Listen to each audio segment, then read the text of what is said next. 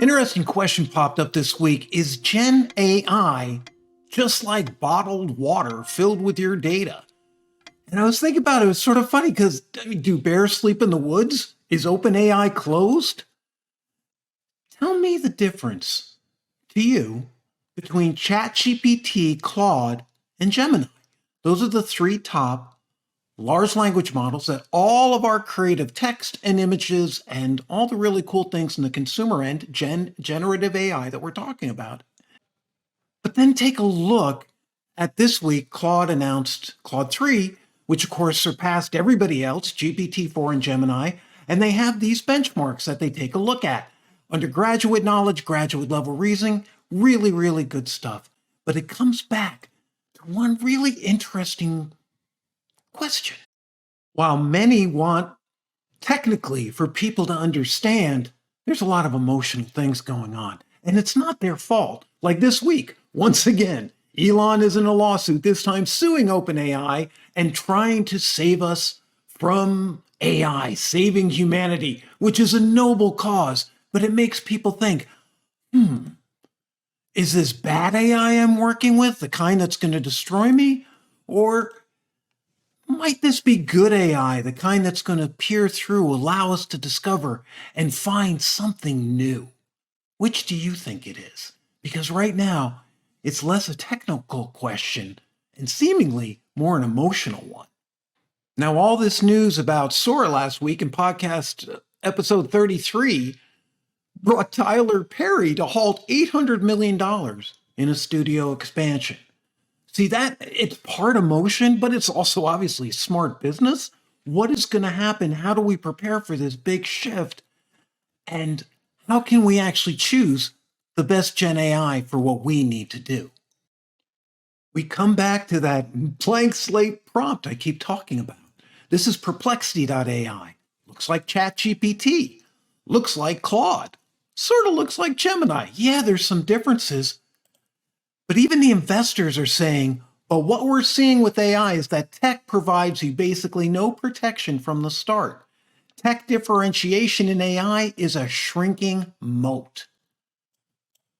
Wow, a shrinking moat in the world of AI means that the problem we have telling these LLMs apart, and see, part of the problem is this same looking prompt. This is perplexity.ai that you're looking at if you're watching the visual channel.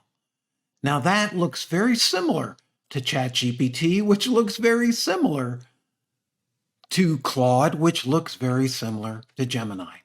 And just a little hint, if you want to use all of these, not maybe except for Gemini, if you sign up for Perplexity, this is no pitch, but you can pay that $20 a month that you would pay to Claude, that you would pay to ChatGPT for direct usage, even though there are some side benefits that go along with it. But again, what we're getting out of it, can we really tell the difference? Do we really understand what's going on that makes the result from here the result here without having to be one of the many like us, AI, deeply ingratiated people who really love what's going on? So let's look at it from a normal person point of view, which is really hard to even define what that is in the world of AI being so early.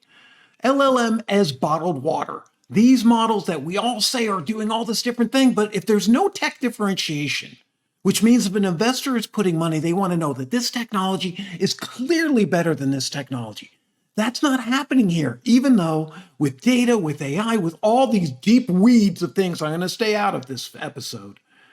I want to talk about how a normal person sees it, including the employees you're putting in front of AI without telling them what to do, including people who are losing their jobs and having to jump into that blank prompt and say, what do I do with this?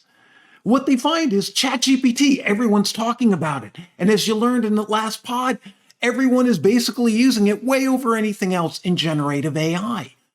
Imagine a sleek, alluring brand like Evian, widely available, reliable, and often the first name that comes to mind.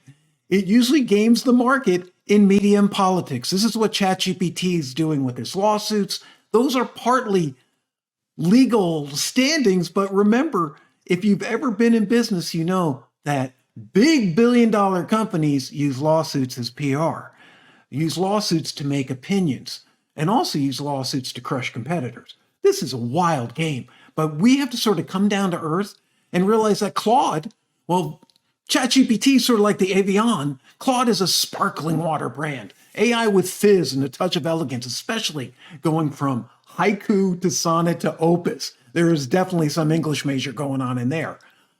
It caters to advanced users seeking a richer, more token experience so far, and even that's partly not true because of things changing. But it lacks the mass appeal of ChatGPT. Pretty bottle, good water, but what's the difference? And actually, I like Claude and Gemini's upgrades way over ChatGPT right now for this pod. Will it be the same next week? I'm not sure. And really, in the end, what's the difference? What you get comfortable with.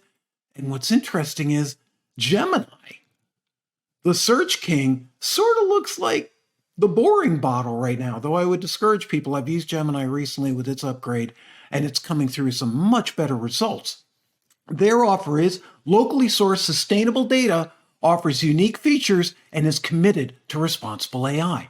Says all the right things, but again, I'm a normal person. I don't understand all this AI, which most people won't, and which even the people running the companies don't. And all they keep warning us against with all these lawsuits and all these PR things, remember, it doesn't happen at a billion-dollar company by accident. They're not ping-ponging. These are outlined. And they're against the open source community because, as they always say, and I'll share with you later in Elon's little like a lawsuit, they're also saying that people just, open source is too dangerous. Somebody could take it and go crazy. But if you look at it, really the open source community is like the spring water coming up to be able from the ground, from all of us. And if we keep open source in, it's really important. But what's really making it hard right now is these licensing deals that are going on and realizing that the future of AI is more than just these bottled water LLMs, even though it's sort of funny, but it is a lot like bottled water. But your data is now being licensed and sold to fuel the growth of these without maybe your permission. Reddit was big in the news this week by putting out the very first content licensing pre-sequel to its upcoming IPO to make it worth more on the public markets. And before we all signed up and even knew what AI was, even though remember, in the social networks, we were actually opting in and saying yes to AI just by using Facebook or Instagram or Twitter, now X. That dirty terms and conditions that automatically allows us to share this data now is being shared and sold at Reddit. So your data is part of this AI, just like these artists were saying, hey, you took my painting, you took my words, OpenAI, you didn't get permission. We all gave them permission by using social media. Here's the twist. They become more intelligent by learning from data. And in the beginning, and especially we'll talk about this later with the Musk suit saying that OpenAI was supposed to help us all by being an open nonprofit. But where does this data come from? By being a nonprofit, open, they maybe could sort of scrape that data, even though they've done things to go around that before they became private. When you're a nonprofit, when you're private, those are two very different things. And now Reddit's making a licensing deal for $60 million a year. And will that data be continually valuable? Do we want to buy 10 years of old Reddit data? Is that really going to make the LLM smarter? We'll all figure this out. And your data at Reddit is what's fueling that. Now, there's a lot of people at Reddit who are up in arms. They don't want this to happen. And they're making, complaints, and they're talking about coming to some of the big people who run different sort of little discussion boards on Reddit. Here's an example. If you're watching, Tumblr and WordPress sell users data to train AI tools. And that's not WordPress.org. It's the WordPress.com where people host their websites. Again, Meta's been taking your data for AI, but it's within Meta, Facebook, Instagram.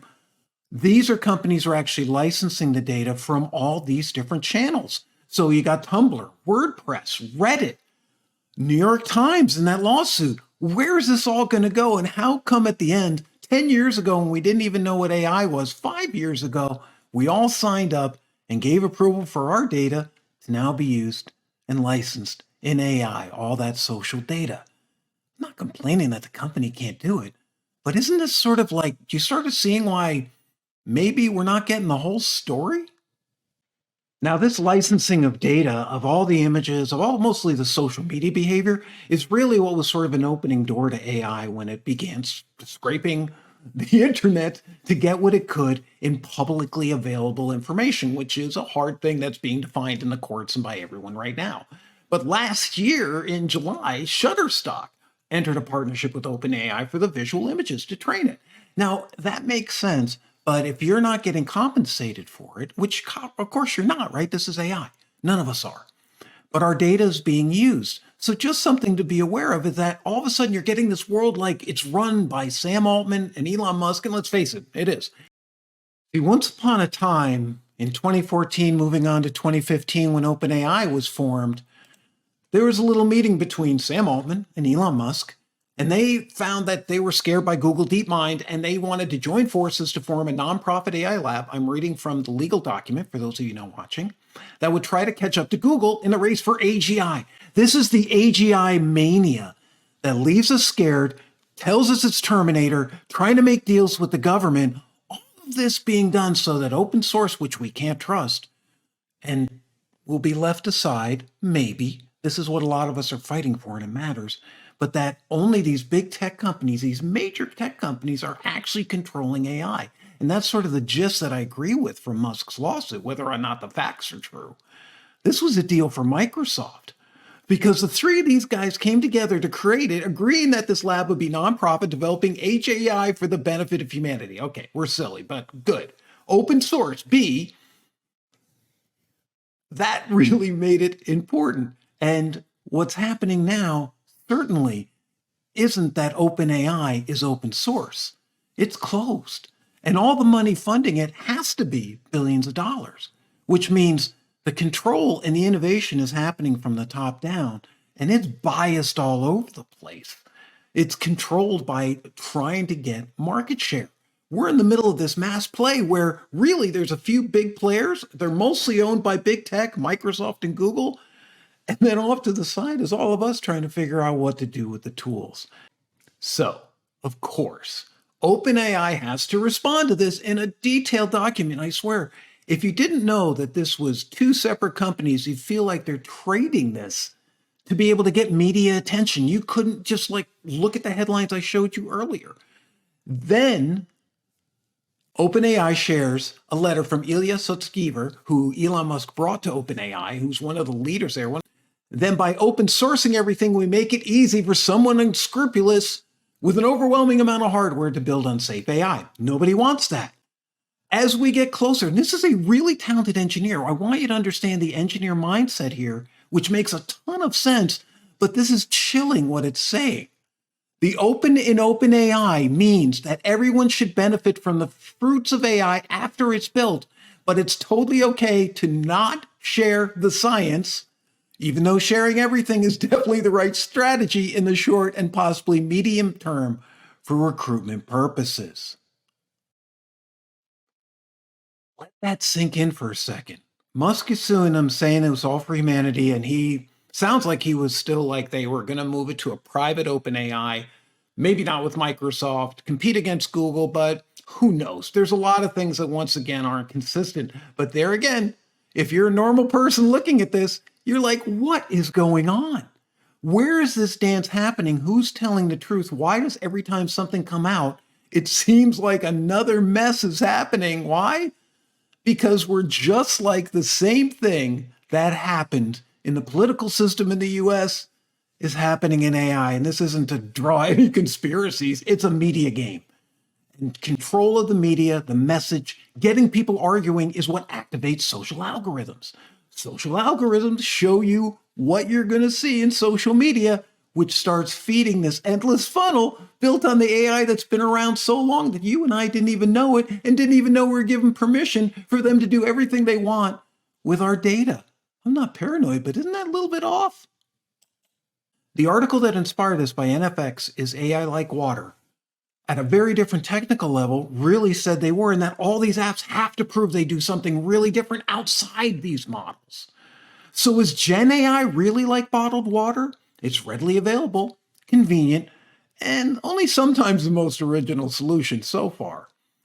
Still, the packaging and the purpose of GenAI is, what scales, and we're seeing it.